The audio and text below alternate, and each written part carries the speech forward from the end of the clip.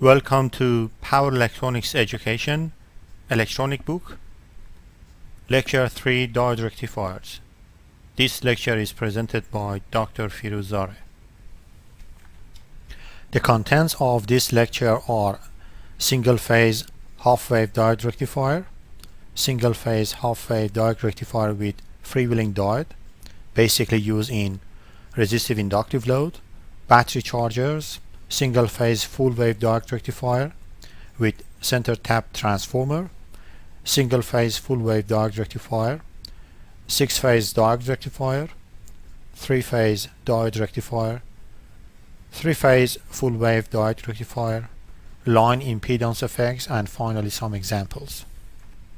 When we are talking about uncontrolled AC to DC converter, that means we change the AC voltage into the DC, but the point is that we cannot control the output voltage magnitude. So what's happened here, there are different topologies that we can use, either single phase or three phase, but the point is that the output voltage depends on the topology and depends on the input voltage magnitude. So basically this type of converter operates at line frequency of 50 or 60 Hertz. So in this case we normally get DC voltage similar like this voltage, which is full wave, half wave, or in a three-phase system we get similar voltage like this. So let's start with the single phase half wave diode rectifier. That means this is our converter, just a single diode. So suppose that the input voltage is AC, similar to this voltage waveform. For the first half a cycle, starting from zero crossing, because the output current is zero, that means the voltage across the load is zero for that instant of time. So because the input voltage is getting positive, that means the voltage across the diode is getting positive. So in this case, for the first half a cycle, diode conducts. Suppose that the voltage across the diode is almost zero. So in this case the output voltage is same as input voltage. But just at this zero crossing again, because the load current will be zero, and when the input voltage is getting negative, that means the output current should be negative. But because diode cannot conduct, in this case diode will be off. When diode is getting off, in this case output current will be zero. That's why the output voltage for the second half a cycle will be zero. But let's look at the voltage across the diode. For the first half a cycle, because diode conducts, assuming that the voltage across the diode is zero, or forward voltage is zero, so in this case for the first half a cycle we have this voltage, and for the second half a cycle, because the output voltage is zero, so the voltage, input voltage, appears across the diode. So that's why for the second half a cycle we have input voltage across the diode. So in this case diode should be able to block this voltage, and the current through the diode, or the output current, is based on load impedance. In this case the output current is basically output voltage divided by resistor. So here we can see that the current waveform is exactly similar to voltage waveform, and the reason is that we have a resistive load. Now let's consider a single phase half wave diode rectifier with resistive and inductive load. So the point is that when we apply positive voltage, that means when the input voltage is getting in positive, then the voltage across the diode becomes positive. That means diode conduct. And suppose that the voltage across the diode when is in on state is zero, then the output voltage will be same as input voltage. So let's start and consider the first half a cycle. So for the first half a cycle, the point is that we have almost same voltage as we have in the input side, but just at zero crossing, if you look at the load current at zero crossing, because of resistive and inductive load, that means the current through the circuit, the current through the inductor, through the diode is not zero. So that's why at this time diode is not turned off. So diode conducts because the input voltage is getting negative. So that means the voltage across the load is getting negative. So that's why in this case the current through the system, through the inductor, is decreasing.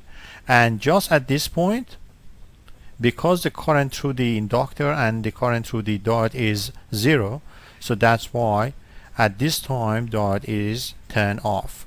So in this case the turn off time depends on the load impedance. In the previous slide we have seen that the output voltage can be negative when we have resistive and inductive load, and using this freewheeling diode we can remove the negative part. And that's because once the output voltage is getting negative, then this diode can conduct and the current can circulate through this loop. So let's start from this zero crossing again. In this case the input voltage is getting positive. So when we have positive voltage, this diode can conduct. So once we have this diode in on state, suppose that the voltage across the diode is zero, so input voltage appears across the load. Because input voltage is positive for this half a cycle, that means freewheeling diode is off. So this diode is off. Now the current circulates through this loop. So this happens for first half a cycle.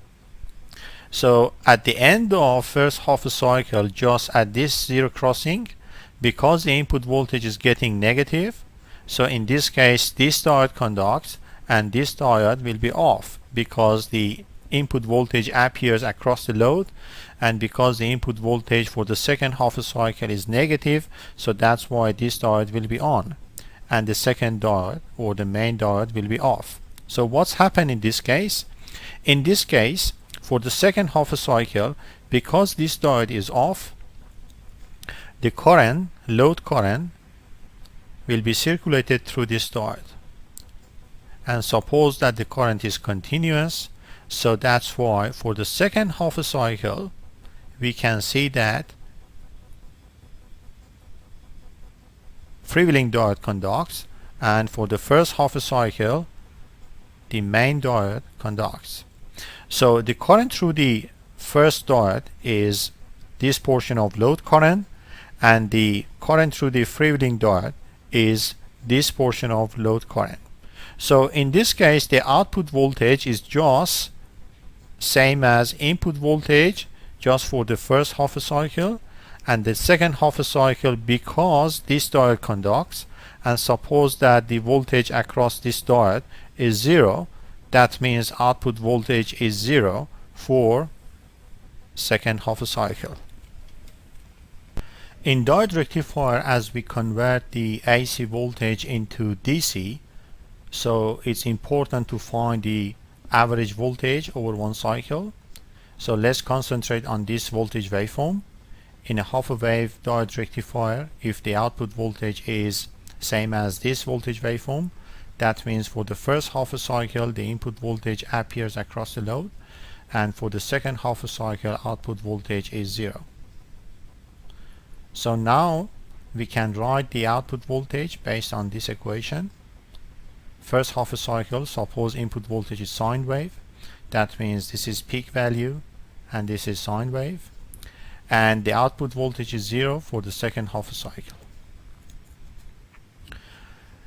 The DC voltage over one cycle can be found based on this equation, so we need to find this integration. We can split the integral into two parts. The first part is associated with this voltage waveform over first half a cycle, and the second part is associated with this voltage waveform for the second half a cycle. So basically, because over second half a cycle the output voltage is 0, so that means this term is 0. We just need to find this part of equation. So variable of integration is dt, while this function is 2 pi t over t. So how we can find the answer? Basically, in general, if we have indefined integral like sinus at dt, so the answer will be minus 1 over a cosinus at. Suppose a equals to 2 pi over t, then we can find this equation, because this term means 1 over a and this term means minus cosinus at, and basically this is a. So the lower limit of integration is 0 and the upper limit of integration is t over 2. Then we can simplify this equation. So when we put the limits of the integration into this equation, so basically the first part is cosine 2 pi t times of upper limit, which is basically t over 2, and then this one can be simplified into cosine pi, and the second part is cosine 2 pi t times of the lower limit, which is 0, and this term is cosine 0. So finally cosine pi is minus 1 and cosine 0 is 1. So minus times of minus is plus. That means 1 plus 1 is 2. And finally this is the DC voltage when we have a single phase half wave diode rectifier. Let's consider battery charger based on a single phase half wave diode rectifier, and we have a resistor to limit and control the current.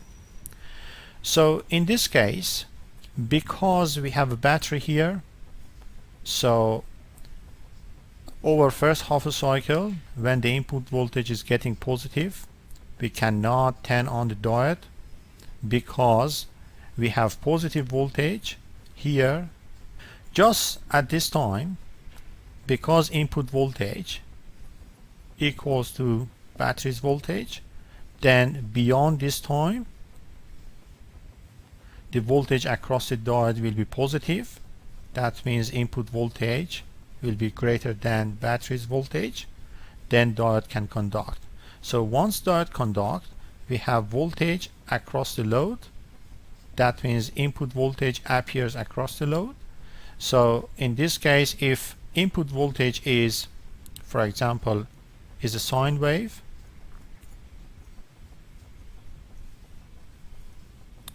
sinus 2 pi t over t,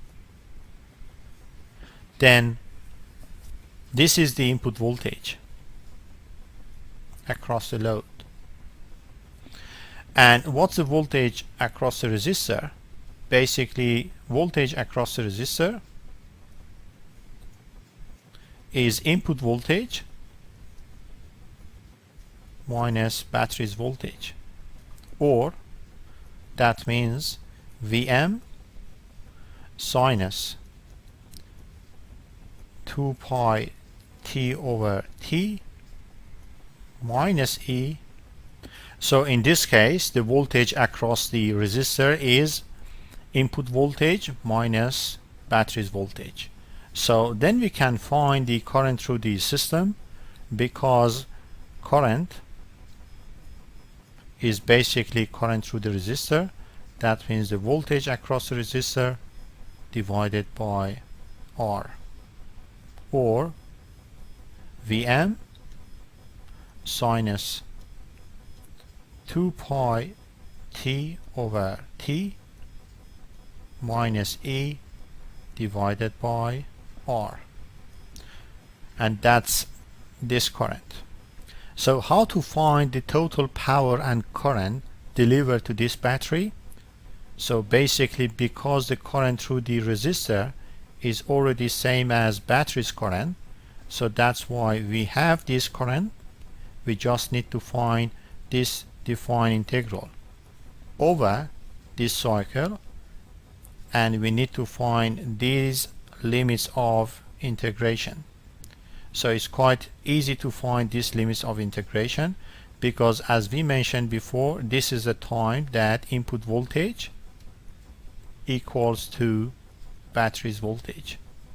So we just need to solve this equation. That means V in,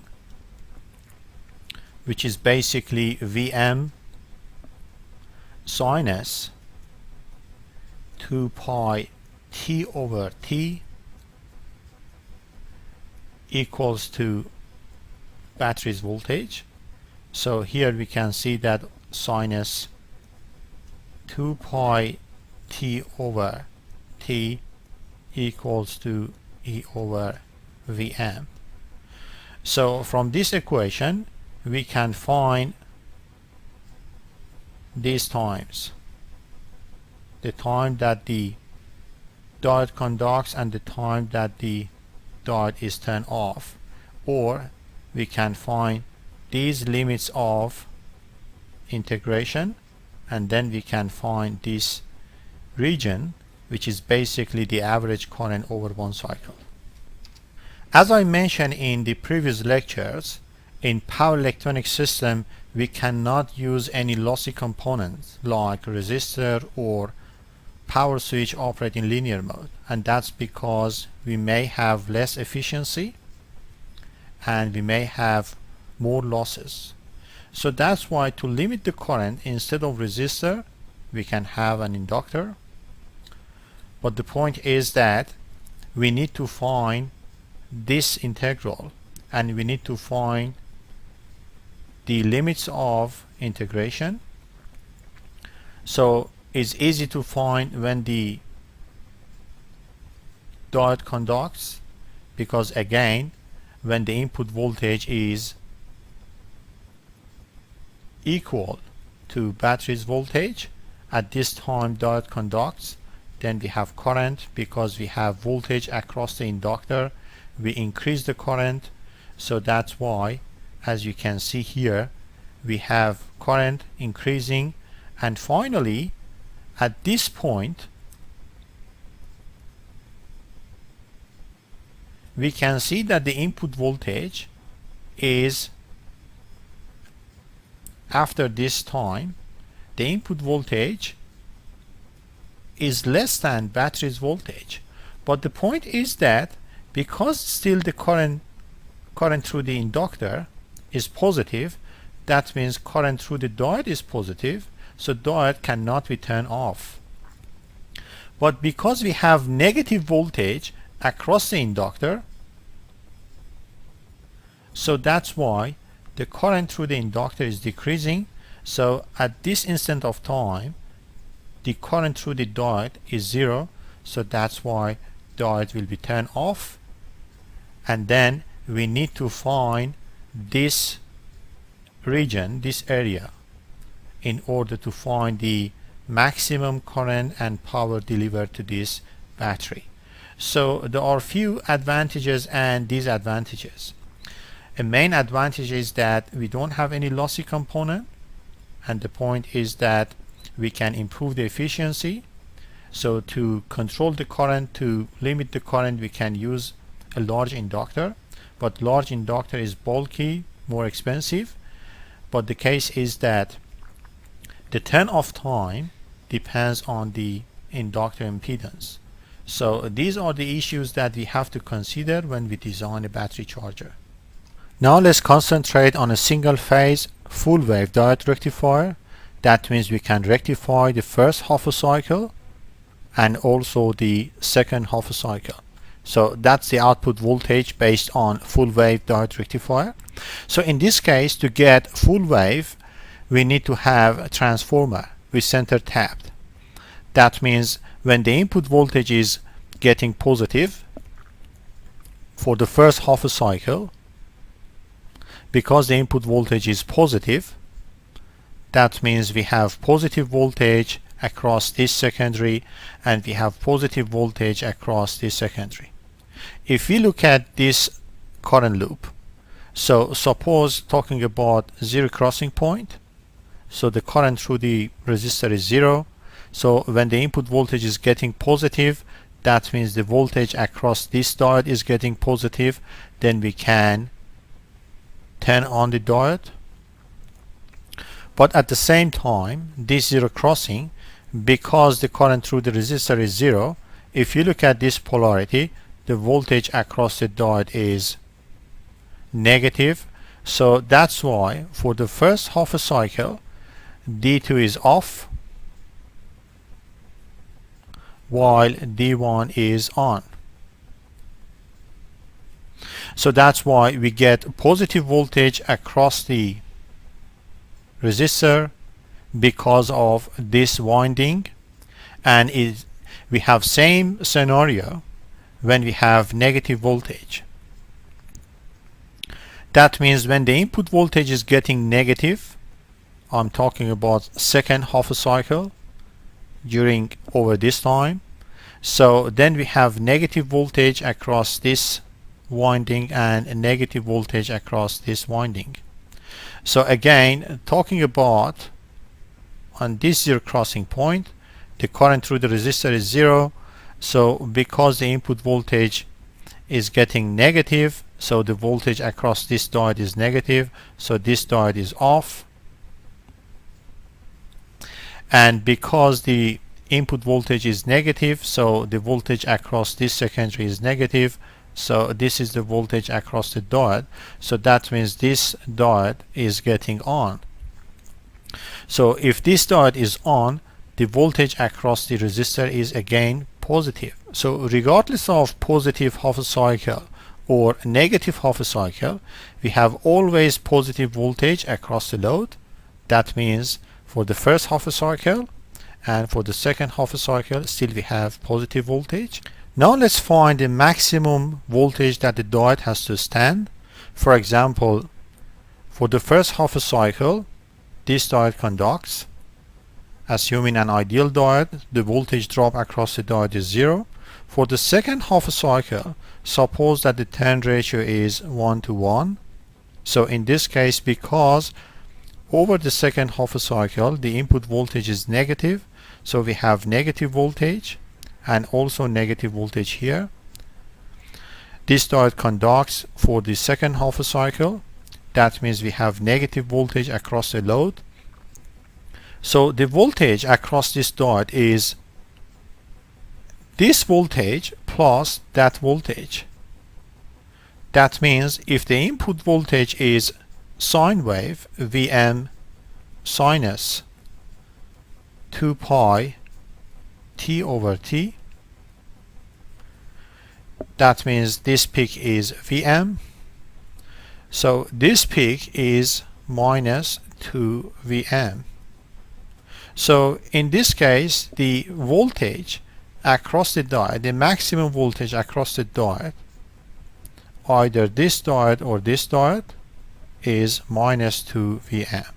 And the current through the load is voltage divided by resistor. So this is the current waveform, which is almost similar to voltage waveform. In some applications, if isolation is not required, then we can have full wave diode rectifier without any transformer. So in this case, we need to have 4 diodes. Then we can have either resistive load or inductive load. Inductive load, in this case, we just consider as a current source, because suppose that the current through the inductor is continuous, then we can consider that one as a current source, and then we can analyze this circuit.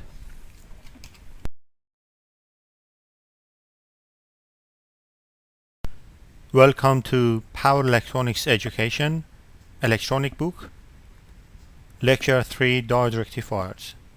This lecture is presented by Dr. Firuz Zare.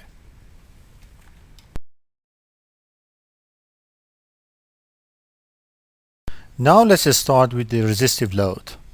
That means we have bridge rectifier, which is full wave diode rectifier consisting 4 diodes. Then we can see how the circuit works. Let's consider first half a cycle when the input voltage is positive. That means we have positive voltage across this terminal. So starting at this zero crossing point, the current through the resistor is 0. That means the output voltage is 0. So once we have positive voltage here, so here we can see that we have positive voltage across this diode and positive voltage across this diode.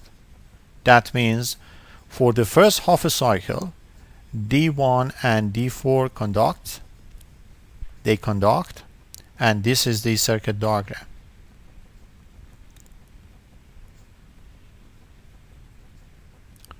D1 resistor and D4. So if the input voltage is positive, here you can see that we have positive voltage across this diode and positive voltage across this diode. So in this case, D1 and D4, they can conduct, and that's why suppose that the voltage across the diode is 0 when the diode actually conducts, then input voltage appears across the load. So in the second half a cycle, when the input voltage is getting negative, that means from this time, which is T/2, till this time, so the input voltage is negative. So we can say that this is the polarity of the input voltage. Now, because we have negative voltage across D1 and D4, they are off. And if you look at the polarity, so cathode is negative, here anode is positive. So in this case, D3 and D2, they conduct. And that's the circuit diagram again. Input voltage, this diode, D2, back to the resistor, and then back to the diode, D3, and then come down through the power supply. So because this is negative, for the second half a cycle voltage is negative, so here we can see that we have negative across this diode, which is basically we can have forward bias. And also here, if you look at this terminal is positive, that means this terminal is positive, then we can have forward voltage across this diode. So D3 and D2, they can conduct. If they conduct, you can see that here positive voltage appears across through this line across the load. So again, for the second half a cycle, we have positive voltage. That means if you look at this circuit again, when this diode conducts, D3 and D2, they conduct, we can see that we have positive voltage.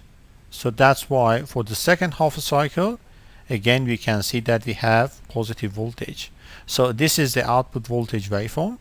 And if we have resistive load, current is voltage divided by resistor. So that's why the current waveform is similar to voltage waveform. In this circuit diagram, we have almost same full wave diode rectifier, but we have different load. We have pure inductive load. As I mentioned before, we can consider that one as a current source. That means if you have a large inductor, and if the current through the inductor is continuous, then we can consider that one as a current source. So what's happened? When D1 and D4 they conduct, so in this case we have current through D1 and this is load current which is constant.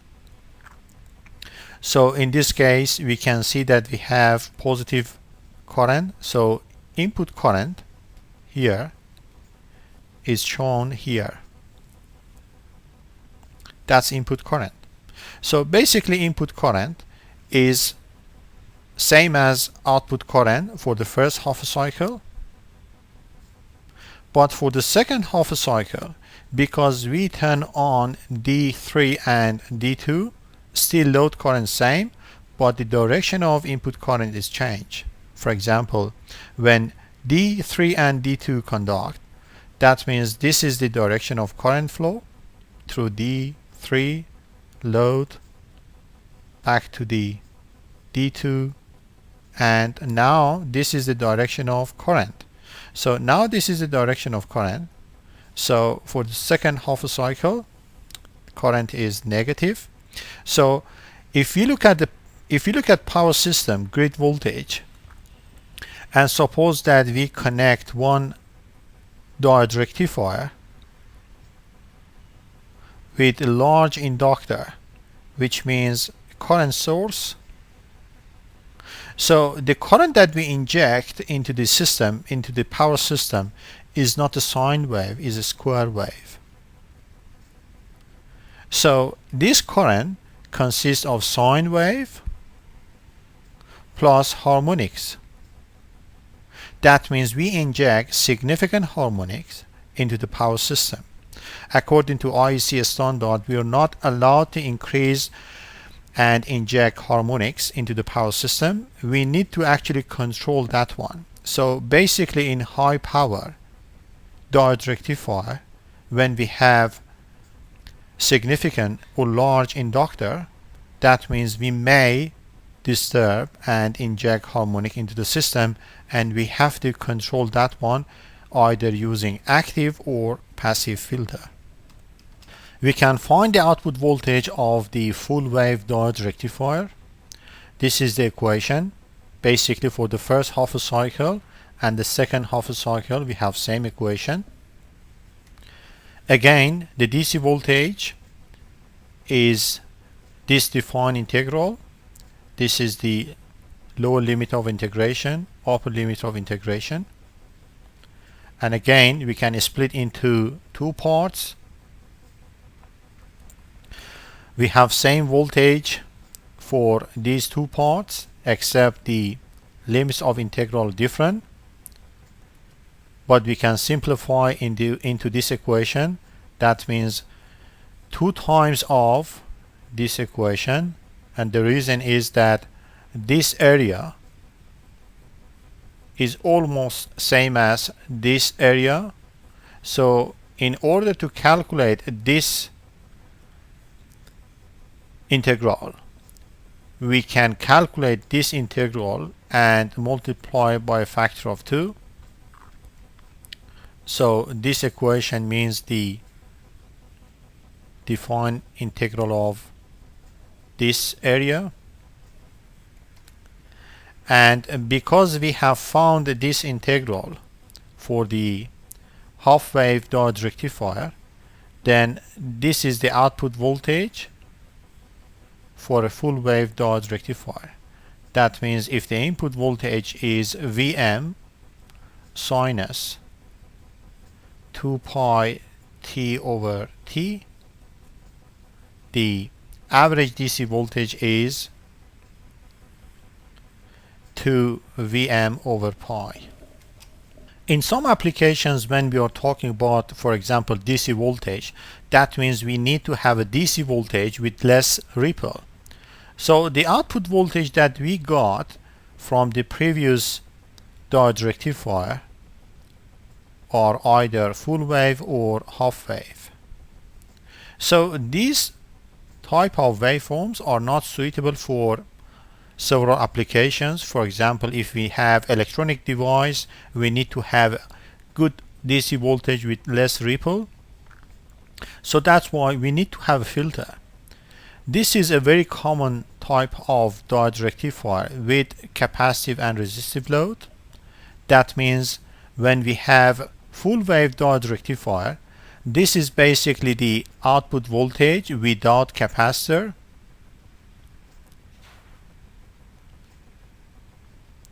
So this is the red voltage waveform is the output voltage with only resistive load without any capacitor, but the blue one is based on resistive and capacitive load both. So initially when the voltage across the capacitor is 0, that is fully discharged, when we apply voltage, so we have inrush current. So this is quite important. When you design a rectifier, you have to notice that if this inrush current is significant, you may damage the power diodes. So that's why you have to consider that inrush current. In some power electronic circuits, especially high power system, we need to control this inrush current. So this is one of the issues that I would like to highlight in this application. The second is that this ripple, you can see that this voltage is much better than this voltage waveform, but still we have ripple. So the point is that by changing the filter, we may have a better output voltage. But another problem is that the line current, input current, is not sine wave. This is the current. So again, if we have high power rectifier connected to the grid, and the current taken from the grid is basically not a sine wave. So rectifier connected to a capacitive load and a resistor shown here means that we have a sine wave, because in frequency domain here we get sine wave plus harmonics. That means this current waveform consists of sine wave plus harmonics, and we inject significant harmonics into the power grid, power system. So that's why we have to notice, we have to consider, we have to find if there is a significant harmonics injected into the system. We need to control that one using passive or active filter. Now let's look at the battery charger with the full wave diode rectifier, and when we have an inductor at the input side, this inductor can limit the current. So the point is that once the input voltage is greater than battery's voltage, this diode and this diode can conduct. Then we have current through the diode and through the inductor, and then we can charge the battery through this loop, through this current loop. So basically this is the current pass through the diodes D1 and D4, and again at this instant of time, because the current through the diodes are 0, then we turn off the diode, and we cannot turn on them until next cycle. So for the second half a cycle, when the input voltage is getting negative, and at that voltage level we can turn on this diode D2 and D3, and then we can charge the battery through these diodes. The point is that if you look at this terminal, this is the voltage across this terminal, and that voltage has been affected by this load and also line impedance. So that means if we have a device connected to this terminal, the voltage across this device is not sine wave, it's basically that voltage level. So we don't have sine wave across this device. That means when we have high power battery charger, and if we don't have a good filter, connected to the system, we may disturb other electronic devices. This is another battery charger in which the inductor actually placed at the output side with same diode rectifier. So here we can see that we can charge the battery through the inductor and diodes for the first and second half a cycle. But the point is that the input voltage is almost sine wave. That means if we have another device connected to this terminal, the voltage across the device is sine wave because this device actually get this voltage waveform. So here we can see that when we have a filter on the output side, and if we have less line impedance, we may get better voltage waveform and affects less other electronic device. Now let's look at another battery charger in which we have two inductors. One is placed at the input side, the other one at the output side with the same diode rectifier, full wave diode rectifier. So here we can see that the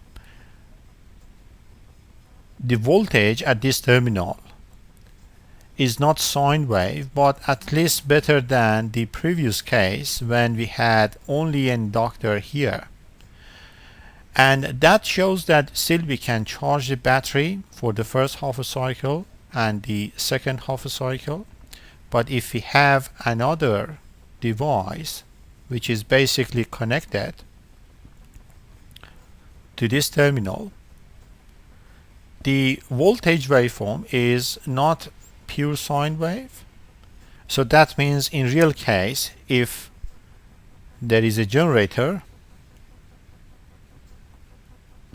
and if you have line impedance, then if we have a rectifier connected to this power grid, either with the battery charger or current source, that means we need to consider the effect of line impedance on this voltage, especially when we have high power diode rectifier.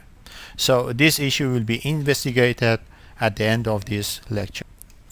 Why we need doubling output voltage? Some appliances like computer may operate in two different countries in which grid voltage may be 110 volts or 220 volts.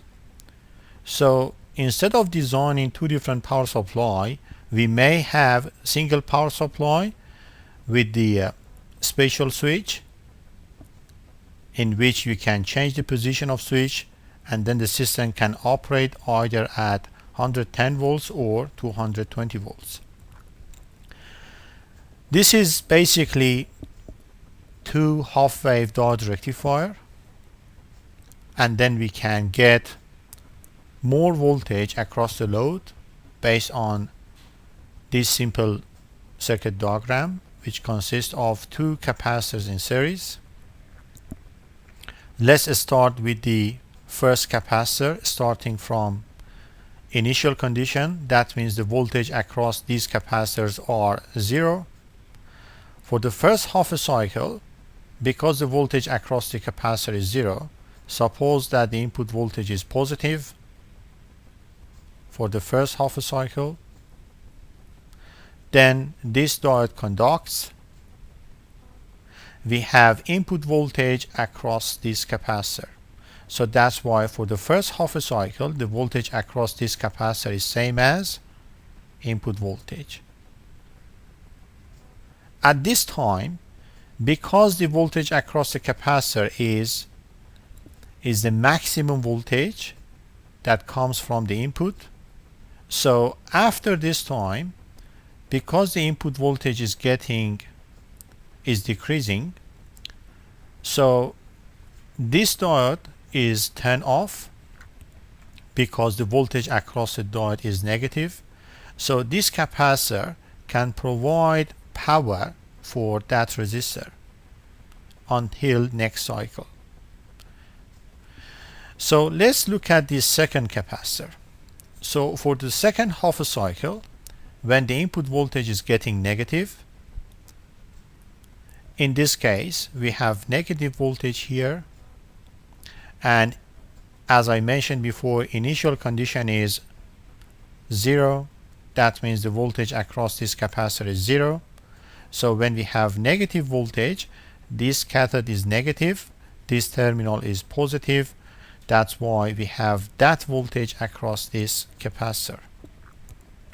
So again, the voltage across this capacitor is increased until this time, and because the input voltage is decreasing, but still the voltage across the capacitor is greater than input voltage, so that's why this diode is turned off, and that capacitor can provide enough voltage and power for the resistor.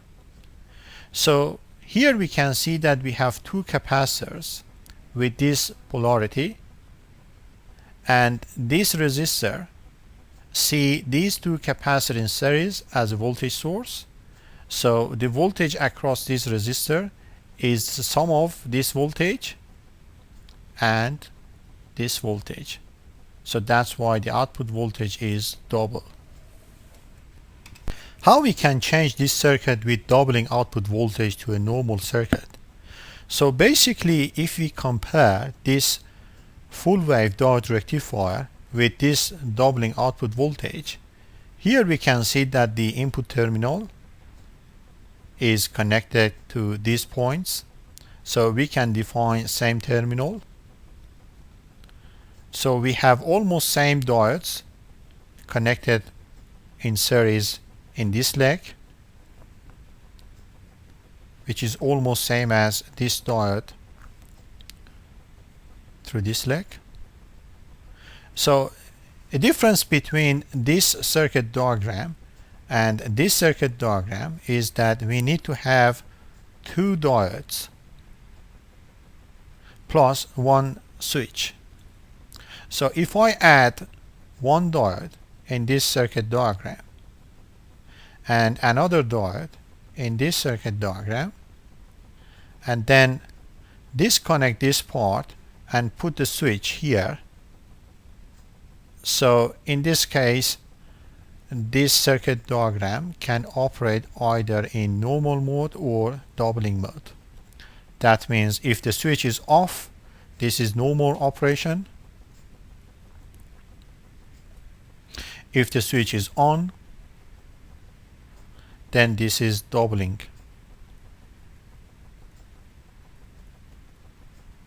That means if we need to have, for example, DC voltage around, for example, 300 volts,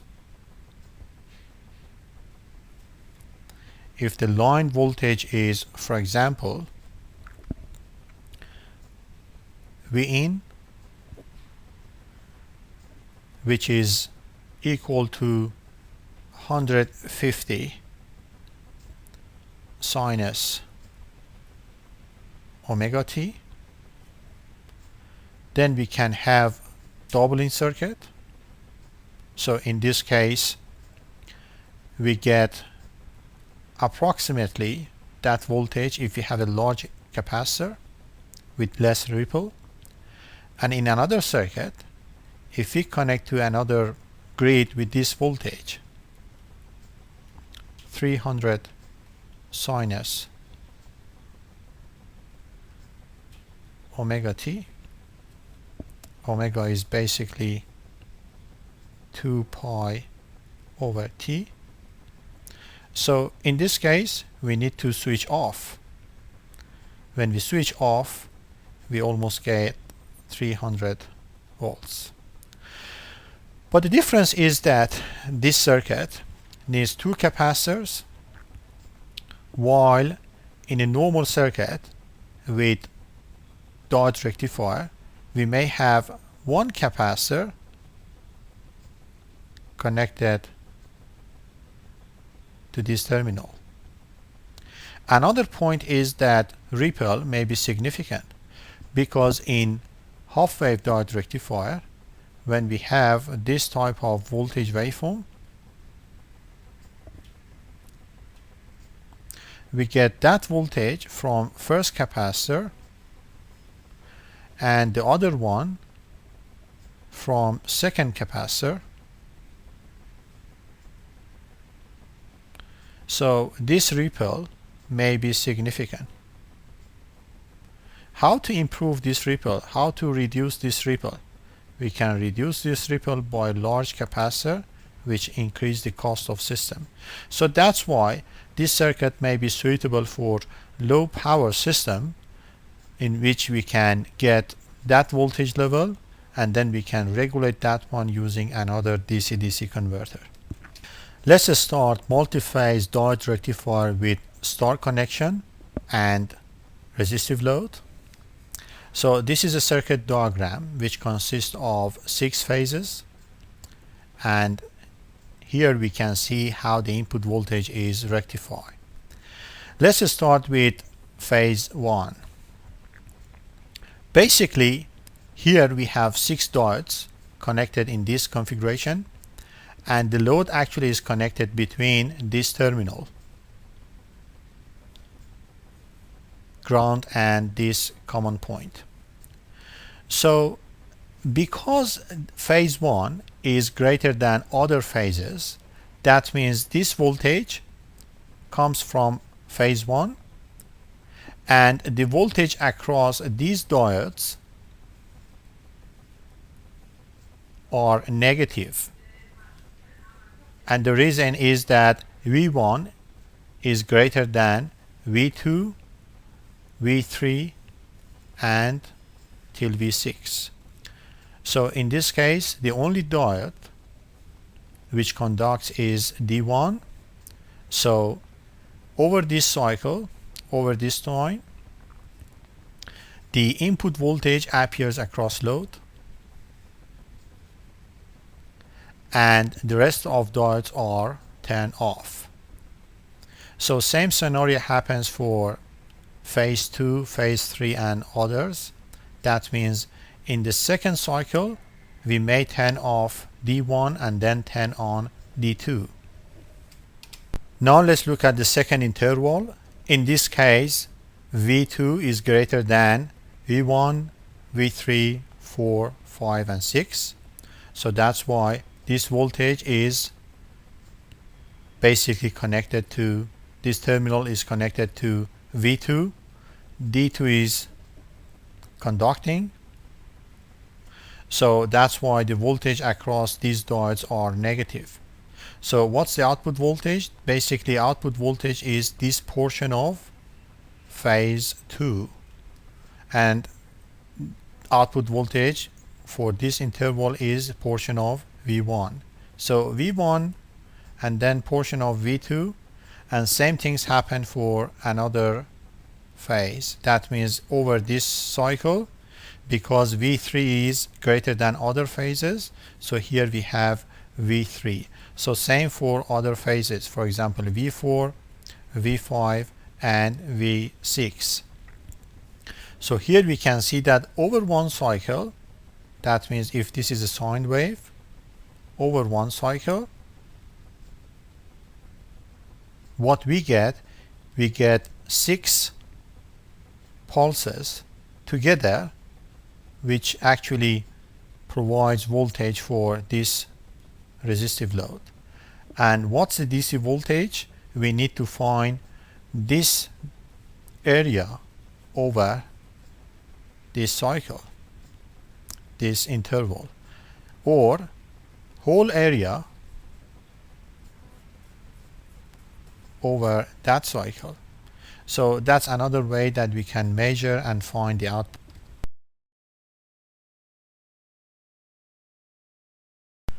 Welcome to Power Electronics Education Electronic Book, Lecture 3, Diode Rectifiers. This lecture is presented by Dr. Firuz Zare.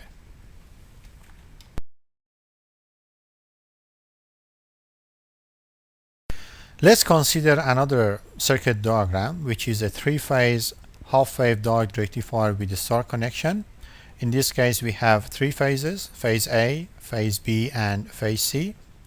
So again, which diode conducts? A diode whose phase voltage is greater than other phases. For example, in this case, phase A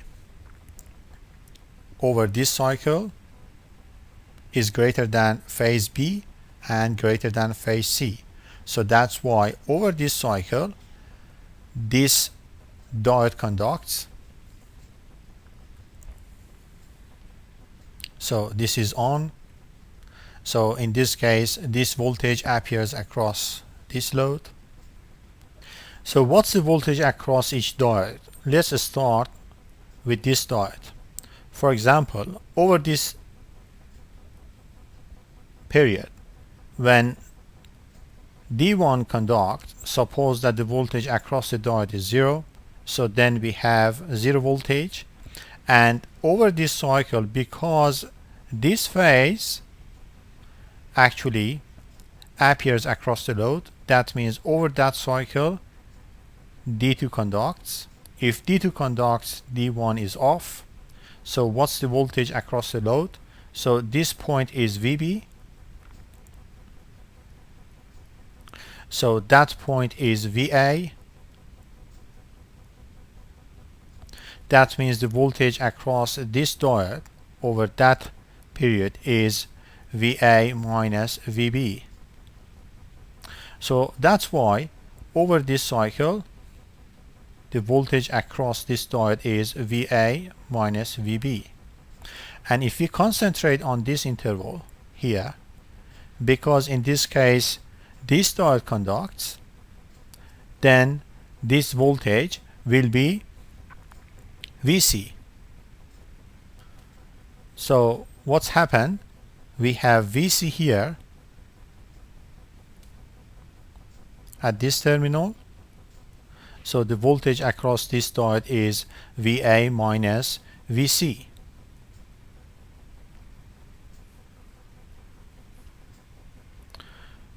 That means over that cycle we have this voltage across that diode. So here shows that we have line voltage across diode, either VAB or VAC. Suppose that phase voltage is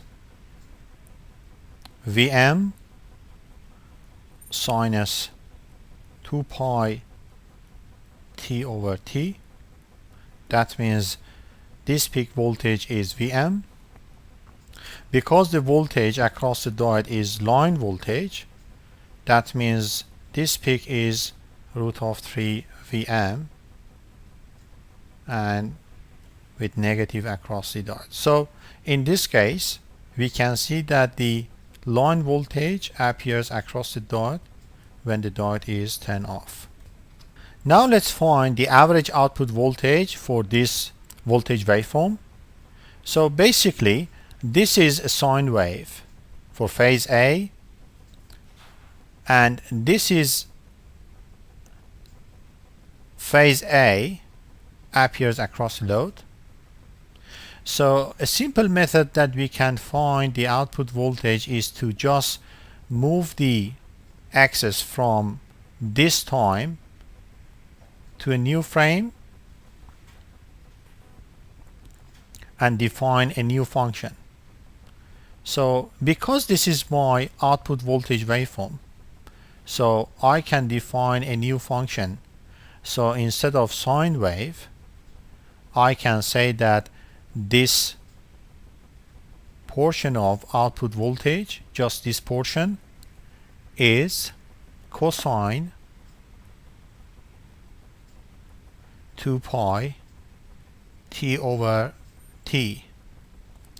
That means if the input voltage is sine wave, Vm sinus 2 pi T over T, then output voltage is Vm cosine 2 pi T over T based on this new axis. So what's happened? In this case, I need to find this area. in this case time is 0 at this point, so this cycle, this period is t over 3. So if I split into two sections, then this section, this time in the new time frame is t over 6, and this one is minus t over 6. So that's why I can define output voltage in this new frame based on this equation. So now we need to actually find this area, which is basically the average output voltage. So we have defined integral, which is basically the lower limit of integration is minus t over 6, and the upper limit of integration is t over 6, defining from this point to this point, and the output voltage waveform is Vm cosine 2 pi t over t, and the variable of integration is dt. So this is a solution for this integral. That means if we have in general cosine at dt, so solution is 1 over a sinus at. So in this case a is 2 pi over t. So this term is 1 over a, and this term is the answer for cosine 2 pi t over t. So again, the upper limit is t over 6 and the lower limit is minus t over 6. So when we simplify the equation, basically the upper limit gives sinus 2 pi t times of upper limit is t over 6. That means sinus pi over 3, which is this part, and same for that part. So then we can simplify again. That means sinus pi over 3, which is this term, minus sinus minus pi over 3 is plus sinus pi over 3. So this term plus that term is 2 times of sinus pi over 3. Then we have sinus pi over 3, which is root of 3 over 2. Finally, we can simplify the equation, and the output voltage is 3 times of Vm over pi times of root of 3 over 2, or 3 times of root of 3 Vm over 2 pi. So this is the average output voltage for a 3-phase half-wave diode rectifier associated with this output voltage. Now let's consider a 3-phase full-wave diode rectifier with resistive load. So basically in this case we have a 3-phase system, which are phase voltage here,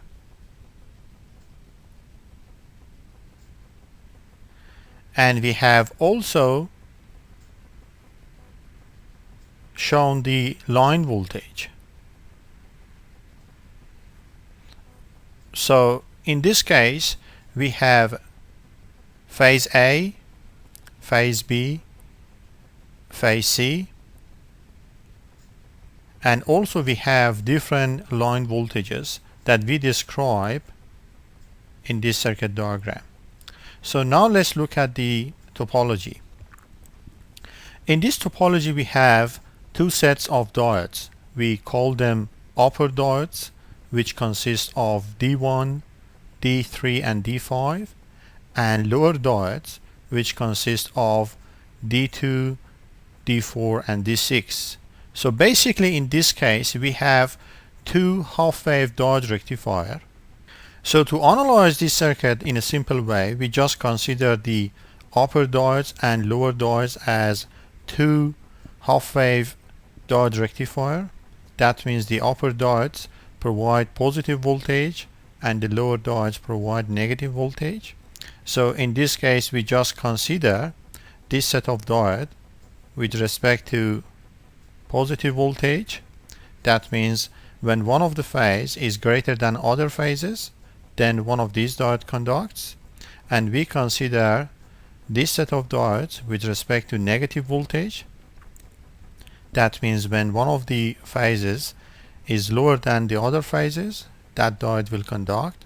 So in this case what happened, we can basically rectify the input voltage based on these upper diodes which provide positive voltage and this lower diode which provide negative voltage, and finally we can find the output voltage. In order to analyze this topology, we can consider positive voltage for upper diodes and negative voltage for lower diodes. For example, similar to half-wave diode rectifier, which diode conduct?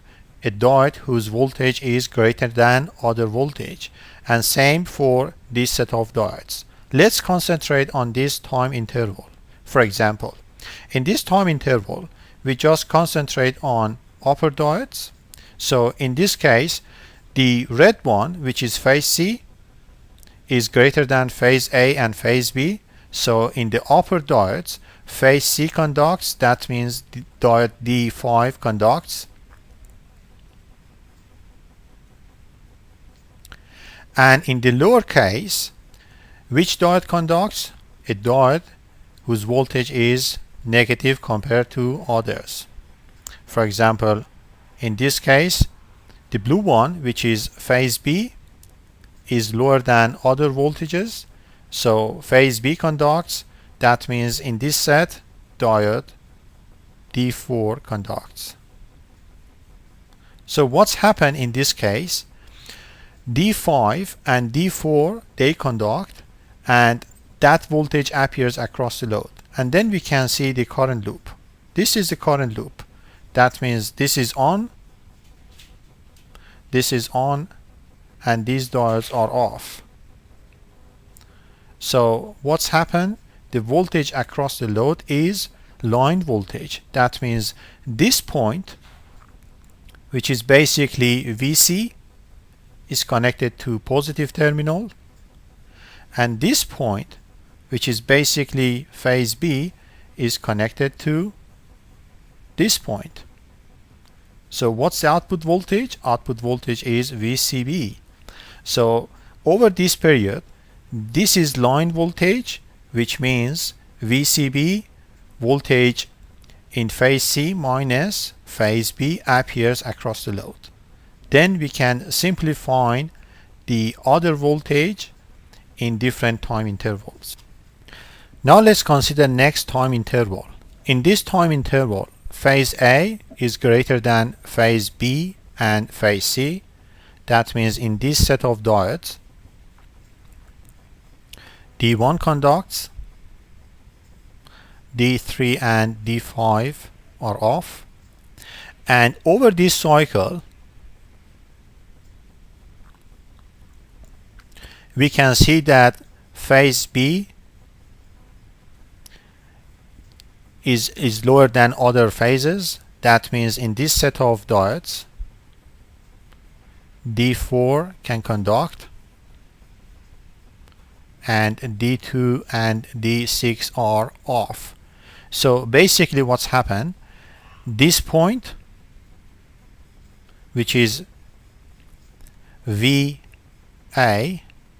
is connected to this terminal. So the positive terminal is connected to phase A, and this point is connected to this terminal, which is VB. So what's happened, the output voltage is VAB. So in this case, this is the current loop. You can see that diode D1 and D4 conducts, and the voltage across the load is VAB. In this time interval, here we can see that still phase A is greater than phase B and C. So in this set of diodes, phase A is greater than other phases. That means again D1 conducts. And here we can see that the red one, phase C, is lower than phase B and phase A. So in this set of diodes, because phase C, which is connected to this leg, so this diode is turned on and these diodes are off. So what's happened again? This point is connected to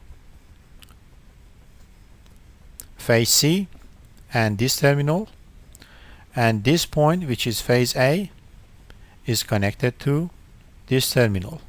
So the voltage across the load is this line voltage, and that means that diode 1 and diode 6, they can conduct, and this is the current loop, which means D1 and D6 are on and line voltage appears across this load. For this time interval, here we can see that in this set of diodes, because phase B is greater than phase A and phase C, so that's why this diode conducts. So here you can see that phase B is connected to this leg, so either this diode or this diode should conduct. Because the phase B is greater than phase A and phase C, so in this set of diodes, this diode conducts. And if you look at negative voltage, this set of diode belongs to negative voltage. That means over this cycle, because phase C, the red one, is lower than phase A and phase B, so in this set of diodes, because this leg is connected to phase C, and because negative voltage means this set of diode should be turned on, so in this case phase C is lower than other phases, so D6 will be turned on. So what's happened again? The voltage across the load is VBC, because this point, which is phase B, is connected to this terminal, and this point, which is phase C, is connected to this terminal. So here we can see the current loop, which is basically D3 and D6 conducts as mentioned here, and the voltage across the load is line voltage, which is VBC. In this time interval, we can see that again phase B is greater than other phases, so that's why in this set of diodes, this diode conducts, and here we can see that phase A, the green one, is lower than other phases, so in this set of diodes, so because phase A is lower than other phases, so that's why this diode conducts. That means D2 is on. So finally, over this period, we can see that the output voltage is VB, because this point is connected to VB, which is basically connected to this terminal, and this point is connected to VA, which is basically connected to this terminal. So the output voltage is VBA, line voltage, and this is the current loop. That means D3 and D2, they conduct as is mentioned here, and the output voltage is line voltage. So let's consider the last time interval. Here we can see that over this period, VC is greater than VB and VA. So in this set of diodes, this one conducts, And then over this period, the green one, which is phase A, is lower than other phases. So that means in this set of diodes, this diode conducts. This is on. So what's happened in this case, this terminal, which is VA, is connected to this point, and this terminal, which is VC, is connected to this point. So the output voltage is VCA, and we can see the current loop. So this is current loop. That means D5 and D2, they conduct as is mentioned here, and the output voltage is line voltage. So we have analyzed output voltage, and now let's look at the input current. So basically, over this cycle, the first one, we can see that none of these diodes, D1 and D2, are on. So in this case, there is no current through this line. So that's why the input current, if we just concentrate on phase A, is 0 over this interval. But here, for this interval and that interval, here we can see that D1 conducts either for first interval and second interval. So when D1 conducts, that means this is the current. And again, in this interval, we can see that none of these diodes are turned on. So then there is no current through this leg. That means the input current is 0.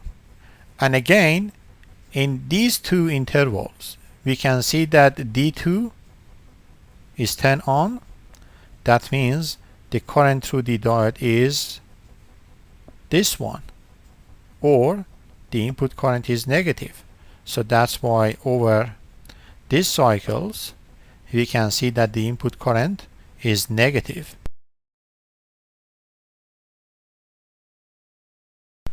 Welcome to Power Electronics Education Electronic Book, Lecture 3, Diode Rectifiers. This lecture is presented by Dr. Firuz Zare.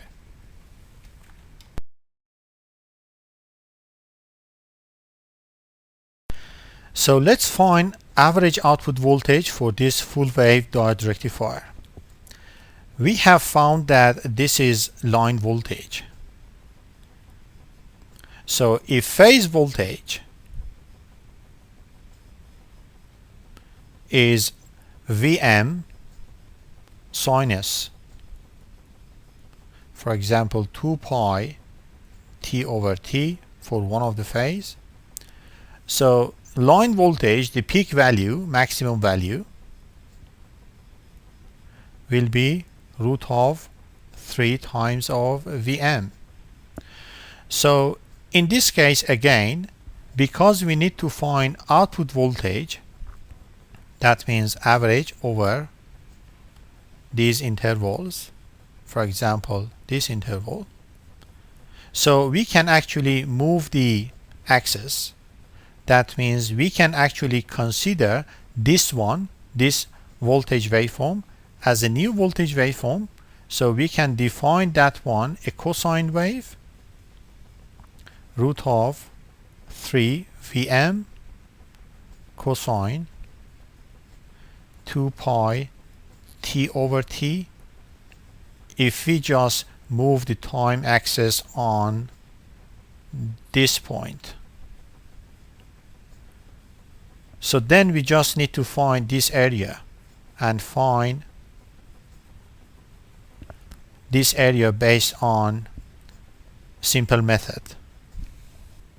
So over one cycle we have 6 pulses, 1, 2, 3, 4, 5, 6, and then we can find pulse width.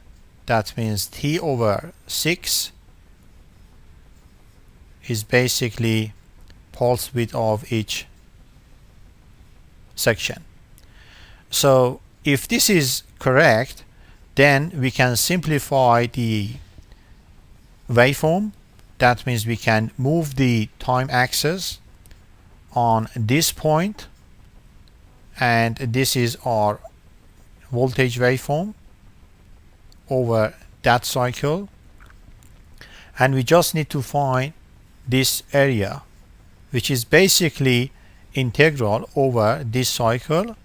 The lower limit of integration is minus t over 12, and the upper limit of integration is t over 12. So the output voltage is basically based on this equation. That means the average of the output voltage associated with one of the section over that time, which is t over 6. So basically we can simplify the equation. So that means root of 3 times of Vm is here. So then 1 over t over 6 can be simplified to this equation. So again, the integral of cosine 2 pi t over t is t over 2 pi sinus 2 pi t over t. The upper limit is t over 12. The lower limit is minus t over 12. So basically we can simplify again, because the upper limit means sinus 2 pi over t times of t over 12, and then that means sinus pi over 6. So same for lower limit, and then finally we get that voltage. That means sinus pi over 6 is 1 over 2, and sinus minus pi over 6 is minus 1 over 2, times of this minus is plus. So this is 1. So finally the output voltage is 3 root of 3 Vm over pi. Now let's analyze the effects of line impedance on output voltage. So in this case there is no line impedance. So what's happened in a simple diode rectifier, when we have freewheeling diode, suppose we have pure inductive load which can be defined as a current source. So for the first half a cycle, when we have positive voltage, this diode conducts, this diode is off, and then the current through the input is basically this current. And for the second half a cycle, basically because we have negative voltage, this diode is getting on and this diode is getting off. So let's consider on the transient. So what's happened just at this zero crossing point, and if we concentrate on this node, because the output current is constant, that means the sum of I in and IDM should be equal to I out. So what's happened when this diode is getting off? So in a very short time the current dropped to 0, and in a very short time the current through this diode jumped to that level. So in this case there is no element like inductor to control the IDT. So here we can see that there is a significant DIDT, and that's why we can't see any effect on line voltage. Let's look at this circuit diagram in which there is a line impedance, and now we are going to consider and analyze the effect of this line impedance on output voltage, input voltage, and also on dt. So here we can see that the current through the inductor is decreasing based on this dt, and also the current through the diode, freewheeling diode, is increasing based on this dt. So now we can analyze the circuit.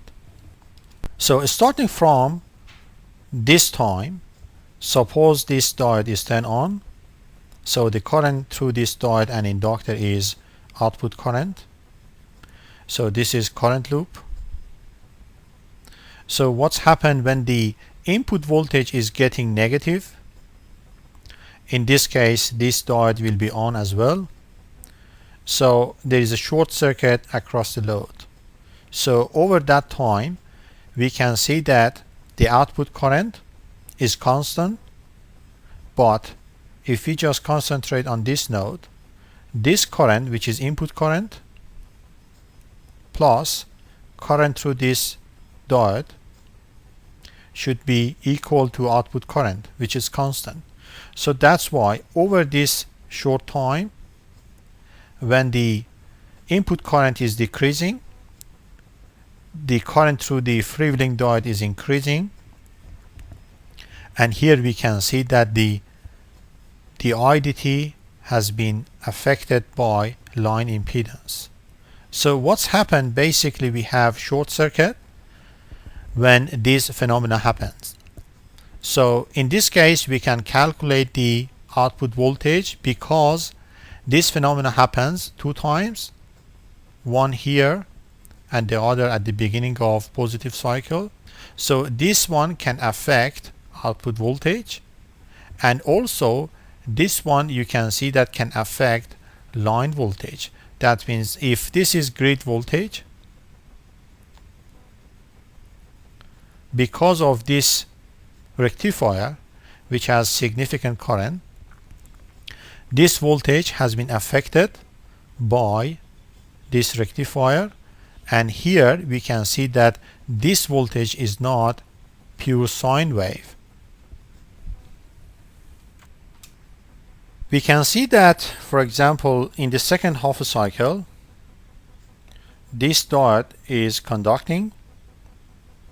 So when the input voltage is getting positive, that means at the beginning of first half cycle, because the previous state, switching state, is this one, that means this diode is off and this diode is on.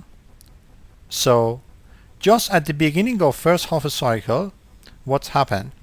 Basically we have positive voltage, that means this diode should be turned off, and we turn on this diode. And if we just concentrate on this node, because the output current is constant, so this current, which is line current, input current, plus current through this freewheeling diode, should be equal to output current. So that means if we look at output voltage is 0, because there is a short circuit. There is a short circuit because when we have positive voltage, the current through the inductor is increasing, while current through this diode is decreasing. So that's why over this period it takes time to turn off this diode and to turn on this one completely. So that's why over this time there is a short circuit, the output voltage is 0, and also input voltage, that means this voltage, has been affected by line impedance. So we can find output voltage and commutation time, which is basically T1, when there is a line impedance. So what's happened? Basically when there is a short circuit, then we have commutation. That means the current through this diode or this diode is increased or decreased. But when there is a short circuit, basically the input voltage appears across the inductor, line inductor. So suppose that the voltage drop across these diodes are 0. So what happens in this case? The voltage across the inductor, which is basically this inductor, is L di dt, which is equal to input voltage. Suppose input voltage is Vm sinus 2 pi t over t. We can simplify this equation. So di, moving that one to the right hand side. So here we can get Vm over L sinus 2 pi t over t dt. Then integral over that period. That means over this time, current through the inductor is changing. That means current through the inductor is increasing. Suppose the output current is I. So that means the limits of integral, the lower limit is 0 and the upper limit is I. So for this function, the lower limit of integration is 0, the upper limit of integration is t1, which is basically this time. So in this case, we can simplify. This is the answer of this integral, and we know that integral of sinus is minus cosine. So we can also put the limits of integral in this equation. So is minus cosinus 2 pi t1 over t minus times of minus, which is plus cosinus of 2 pi t times of 0, which is basically cosinus of 0, which is 1. So that's why this is the equation. So if we simplify that one and bring this term to the left side, so we have 2 pi Li over Vmt, and then we can rewrite that one into 1 minus cosinus 2 pi t1 over t. So basically cosinus 2 pi t1 over t equals to 1 minus 2 pi Li over Vmt. So in this case, if we know all the parameters, then we can find this time.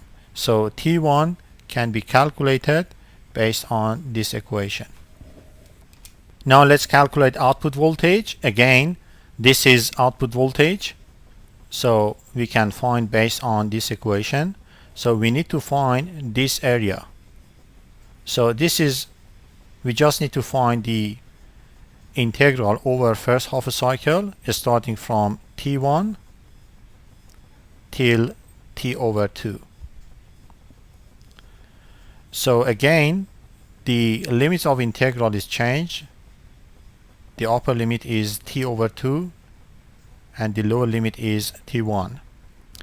This integral is minus cosinus 2 pi t over t. If we put the limits of integral in this equation, for the upper limit we have cosinus 2 pi t times of upper limit, which is t over 2.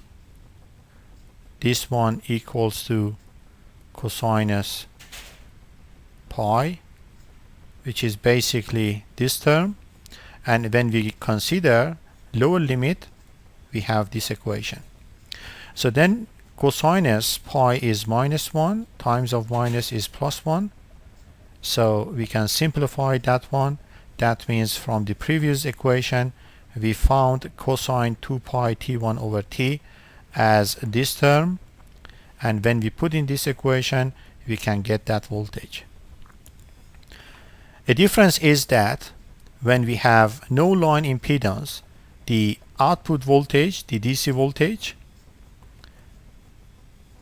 is Vm over pi, and when we have line impedance, this voltage is deducted from output voltage.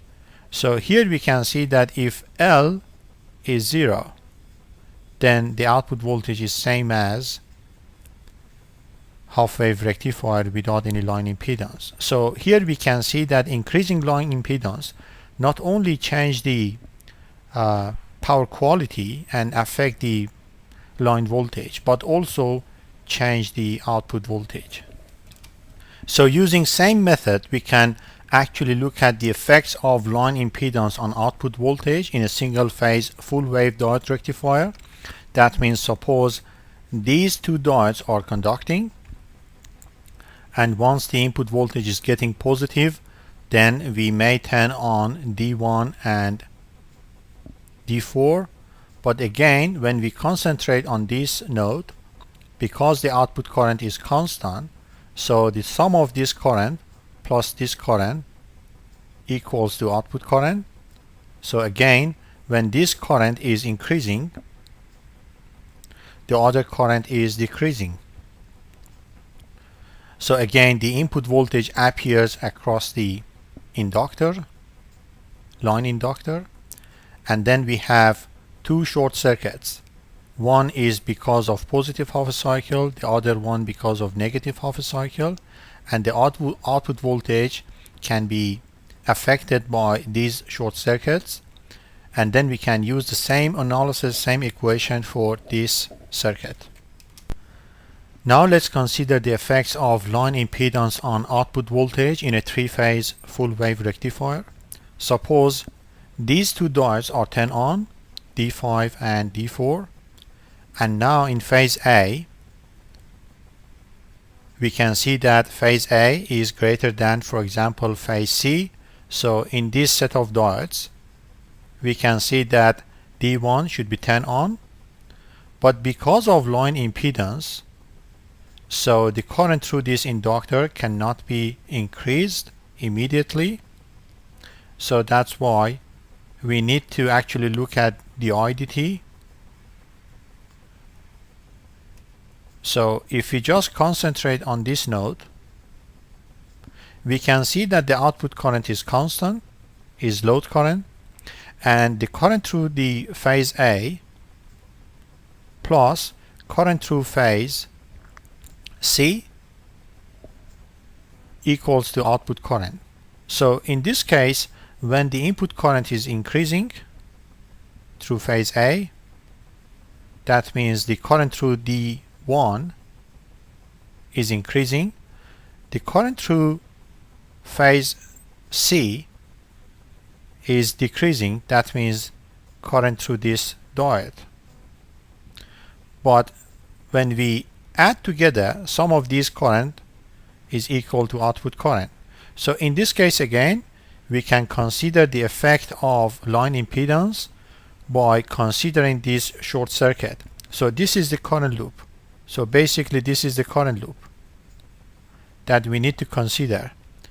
And based on that one, we can analyze and find the output voltage and commutation time. Let's look at some examples. For example, in this case, we have a diode rectifier with pure inductive load as a current source, and then we have different line impedance. So let's look at the voltage across this terminal. For example, for a short time, there is a short circuit because of commutation. That means the current through the impedance, line impedance, is increasing, and the IDT is controlled by the line impedance. So that's why over this time, here we can see that the input voltage of the rectifier is 0. So in this case, if we have a device connected to this terminal, so this terminal doesn't get a pure sine wave, or this terminal, you can see that doesn't get pure sine wave. So that means if we have high power diode rectifier with inductive load, we may disturb the power system, we may actually change the power quality. So that's why we have to understand the concept of commutation, and also we have to control the output current, which means we can improve the input voltage and also voltage of the grid at different terminals. This is another example. Suppose we have high power rectifier with a large capacitor, and because the input current is not sine wave, the input current is basically has significant harmonics. So this current is not sine wave, so we have different voltage drop across these line impedance. So that's why the voltage at these terminals have been affected by this current. So this current or these currents are not sine wave.